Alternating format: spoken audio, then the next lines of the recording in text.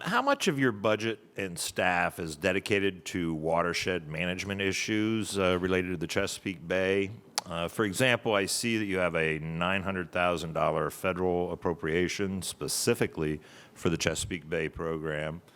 There are also two new federal line items totaling $2 million for EPA Chesapeake Bay grant and the USDA Good Neighbor Agreement. So what are these line items, and how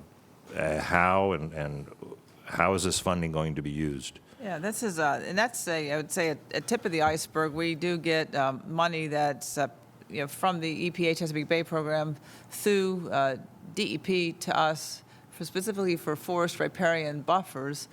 The Good Neighbor Agreement's part of U.S. Forest Service's work in Allegheny National Forest. That's limited, that's outside the Chesapeake Bay Drainage, but that includes watershed work. It also includes forestry work. And then the third fund you mentioned was another federal authority. But to the larger question of waters and watershed, we've, so recognizing the increased need, brought about twofold. Number one, Chesapeake Bay goals that the Commonwealth needs to meet for a watershed implementation plan. Secondly, due to the 2018 flooding year and looking at our mission and how we could help. In fact, we were on a tour up in Lycoming County with Senator Yaw. We would really ask all the agencies, what can you do? What can you do about this flooding? And thirdly, just looking at our history, our name used to be Forests and Waters.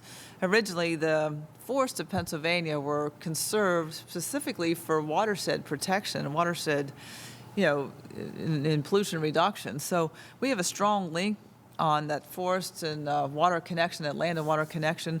So we've launched a forest riparian buffer program. We're hosting a conference in Altoona in March, if anyone's interested. But we've built a program with using funding from our existing grant program, which is, I'm not going to say it's enough.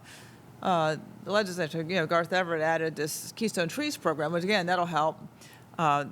And also we've taken some of our infrastructure dollars, some of the Keystone Fund, and directed $500,000 a year towards forested riparian buffers. I'll be honest with you, it's a drop in the bucket, so to speak. That'll get us started on the buffers, but we've built a very energetic internal team. Outside partners have responded tremendously. The county conservation districts have really stepped up. We were able to give Pennsylvania Association of Conservation Districts a grant, but because of their work directly with the ag community, they're effective as a player. DEP is a partner. It's a big partnership effort. I do think going forward, we will need to look pretty comprehensively at a funding stream to get these forests on the land, especially adjacent to streams. If you look at Restore, there's a big part of that for flooding and watershed. Included in that is the riparian work that we'd like to do. There's work there at DEP would like to do, and there's work there, obviously, for a lot of other partners and PEMA. So it's a comprehensive thing. I think that if you think about something on the landscape that'll help with a lot of environmental issues, forested buffers are a good answer. For instance, on climate resiliency, if we would build out the 83,000 acres of forest buffers that are called for in the state watershed implementation plan, that would sequester 5 billion metric tons of carbon. So it would have that extra benefit and would shade the streams. And frankly, for those of us who like fishing for trout, that would keep the streams cooler. And so it has multiple benefits. So we're... do you have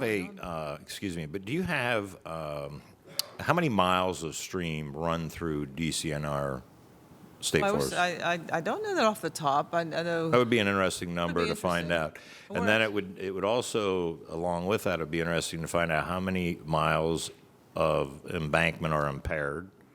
Okay, that's good. And it would also be important to find out how many miles are being improved each year.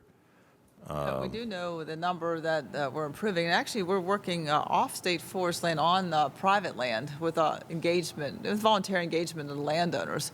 So a lot of the forest and riparian buffers are going in agricultural land, and in some cases, school lands and corporate campuses and such.